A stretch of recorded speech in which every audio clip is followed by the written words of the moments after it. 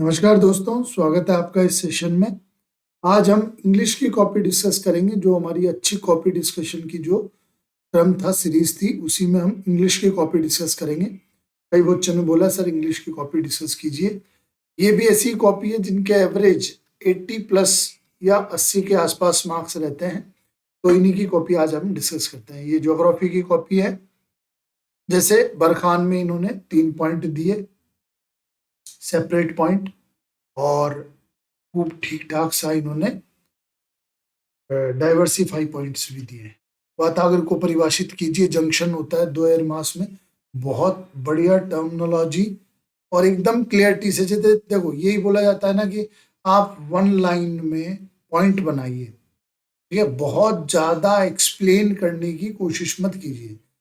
One line में straight forward जो भी वो कॉन्सेप्ट है, उस कॉन्सेप्ट को लिखिए और 3 पॉइंट डिफरेंट बनाने का प्रयास कीजिए, ठीक है। डोरमेंट वॉल्केनो के बारे में ये है, तो यहाँ इनको लगा कि भाई एग्जाम्पल्स और ये सब दे सकते हैं, तो यहाँ इन्होंने पॉइंट फॉर्मेट की बजाय, ऐसा जरूरी नहीं है कि आप पॉइंट फॉर्मेट में, जैसे अब ये क्वेश्चन इनको लगा कि हम पैरा में अच्छा से इसको लिख सकते हैं और उसमें खूब कंटेंट दे सकते हैं, तो इन्होंने नाम वगैरह दिए, ठीक है, और ये समझाया। तो ये यहाँ भी इन्होंने लिखा।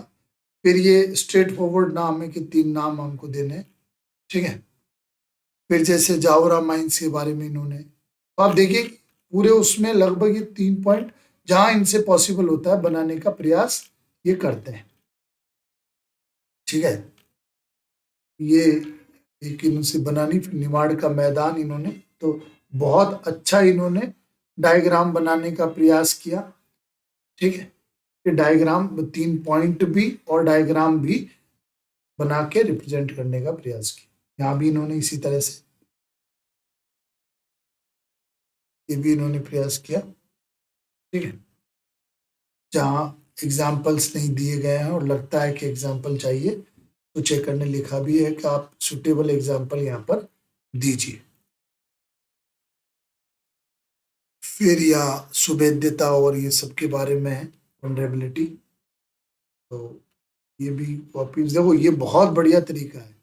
जैसे जो हाईलाइट करने हैं कि भाई ये 3 चीजें हमने इसमें लिखी हैं, तो ये जो 3 चीजें हाईलाइटेड है ये इन्होंने बॉक्स में बंद कर दी है क्लियरिटी से।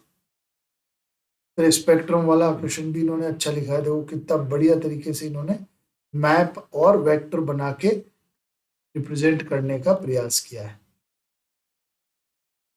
ठीक है। ये जैसे ये इन जैसे प्रश्नों को ज्यादातर टेबुलर फॉर्म में लिखने का प्रयास करते हैं। जैसे ये बेस लोग लिख देते हैं कि किस बेस पर डिफ्रेंशिएट किया गया है, और फिर ट्रॉपिकल और टेम्परेट होता है। ये इन्होंने, जैसे ये एक इस प्रश्न में, हाँ, इस स्पेसिफिक इस क्वेश्चन में बहुत सारे बच्चों को प्रॉब्लम आई थी। Climate change is visible through a variety of evidence. तो एविडेंस हमको लिखने थे, we have to write down all evidence of climate change, जितने भी हमको इम्पैक्टफुल लगते हैं वो।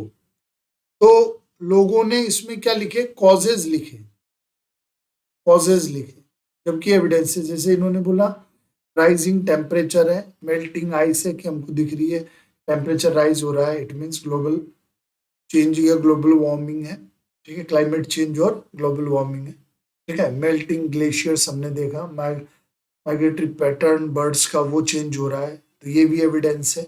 रेनफॉल का पैटर्न एविडेंस है, ठीक है। मेट्रोलॉजिकल जो जो इवेंट्स हैं वो एक पैटर्न को बताती है।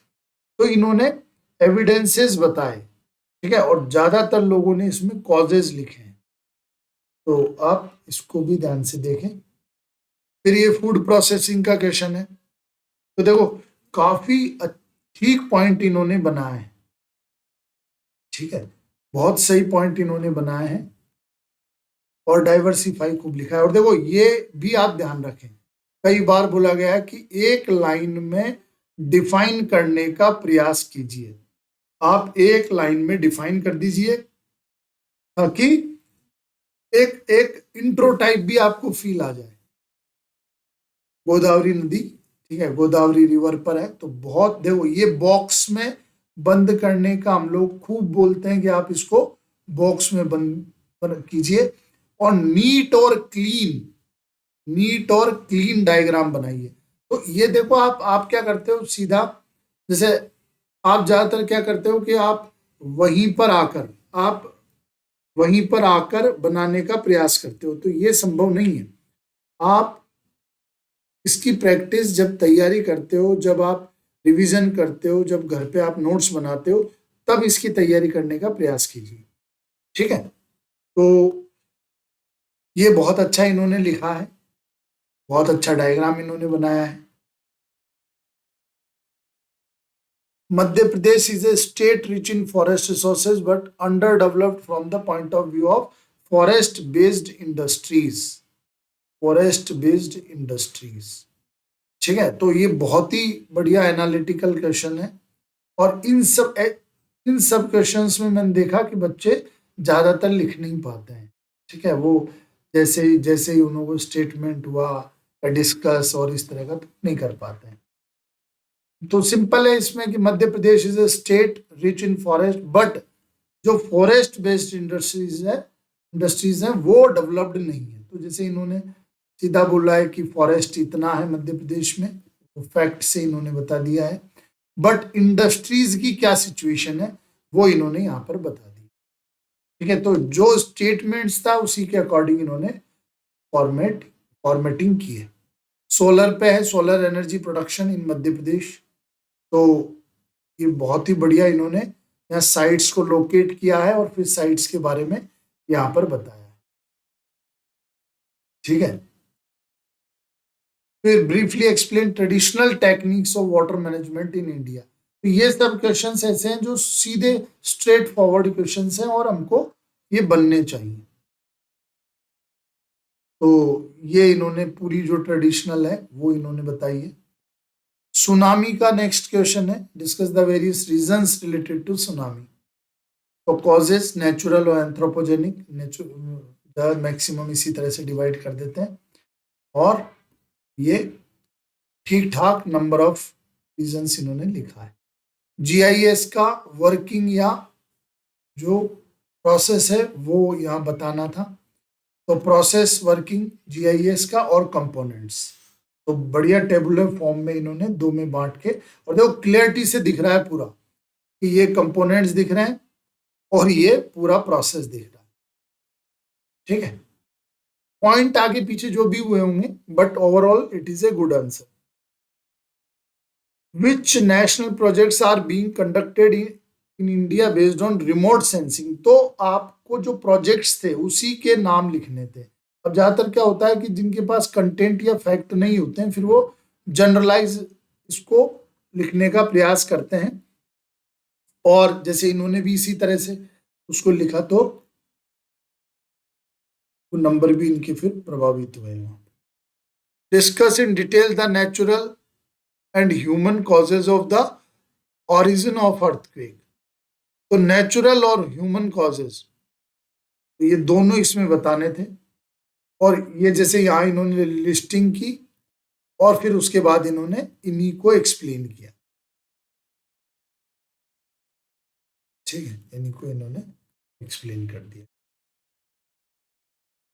तो देखो ये जैसे अगर हम इसमें कंक्लूजन को देखें, natural earthquake are impossible to prevent but human induced can be checked easily. अब ठीक है, इन्होंने बोला कि भाई ह्यूमन इंड्यूस्ड पे हम एक्टिविटीज को कंट्रोल करके और उनको थोड़ा सा मिटिगेट कर सकते हैं, है ना। और इन्होंने बोला भाई प्रिवेंट पॉसिबल नहीं है। ज्यादातर लोग कैसे लिखते हैं कि प्रिवेंशन पॉसिबल नहीं है, तो इसीलिए मैनेजमेंट में हम जाएं। ठीक है, लोग इस तरह से इसको लिख सकते हैं कि भाई मैनेजमेंट से उसके इम्पैक्ट को रिड्यूस किया जा सकता है, उसके इम्पैक्ट को रिड्यूस किया जा सकता है। तो इन्होंने थोड़ा सा अलग लाइन में लिखा कि हम ह्यूमन इंड्यूस जो है वो भी ठीक है, इसको हम चेक कर सकते हैं। ये है ज्योग्राफिकल रीजन ऑफ इंडिया, ये भी फैक्चुअल क्वेश्चन है। ये इन्होंने ठीक ठाक मैप बनाया और उसमें पूरे ज्योग्राफिकल रीजन्स बताए। ठीक है। फिर उन्होंने यहाँ पर वो नहीं बताया कोई कंक्लूजन, बिकॉज इसमें तो वैसे ही कंटेंट कम था।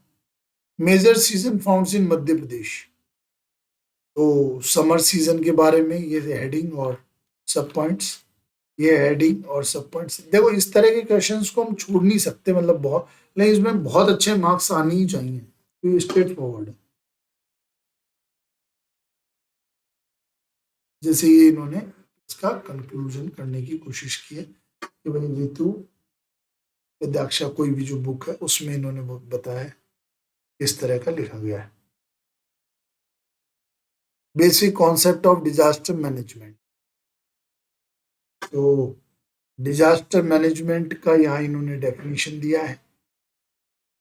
फिर ये इन्होंने एनडीएमए के बारे में लिखा है, एसडीएमए के बारे में लिखा है, क्योंकि उसने क्वेश्चन एक जनरलाइज पूछा है, basic concept of disaster management, तो it is up to you कि आप उसमें क्या लिखते हैं। ये देखो ठीक, ये बहुत अच्छी बात है कि ये इस लेवल पर भी चेक कर रहे हैं।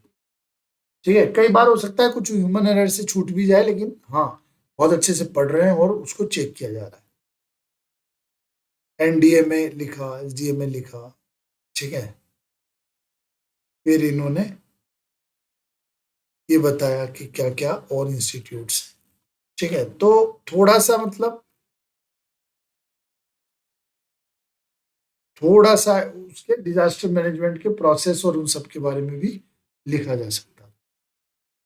Right an article of the development of GPS technology in Indian context, तो जो जीपीएस टेक्नोलॉजी कैसे इवॉल्व हुई है उसके अकॉर्डिंग इसमें लिखना था, और वही पॉइंट अपन को इसमें बताने। तो overall it is a good copy, good efforts maintained from starting to end, और बहुत अच्छे, और प्रेजेंटेशन भी बहुत अच्छा है। तो good answers, good marks is a combination of all, good representation, good content, speed, maintain from starting to last, और पॉइंट्स भी स्पेशली वो पॉइंट जो हमारे जनरलाइज पॉइंट्स हैं उनको ठीक से करना भी बहुत जरूरी है। आगे कॉपीज हम और लाते रहेंगे। Very much.